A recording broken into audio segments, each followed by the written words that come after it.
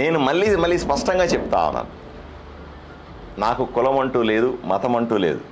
ఎన్నోసార్లు నేను ఎన్నికల ప్రచారంలో కూడా చెప్పాను, నాకు గుడైనా మసీదైనా చర్చి అయినా మూడు ఒకటే అని చెప్పాను. నేను ఒక హిందువుని, పుట్టుకతో నేను ఒక హిందువుని, నేను ముస్లింని కూడా, నేను క్రిస్టియన్ని కూడా.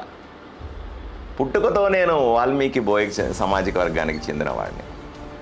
కానీ నేను ఒక సకులసాల సమాజానికి చెందినవాడిని, ఒక రజకుణ్ణి, ఒక బీసీని, ఒక ఎస్సీని, ఒక ఎస్టీని, ఒక మైనారిటీని, అందరి వైపున కూడా నేను ఈరోజు రిప్రజెంట్ చేస్తాను. ఈ ఊరి ఎమ్మెల్యేగా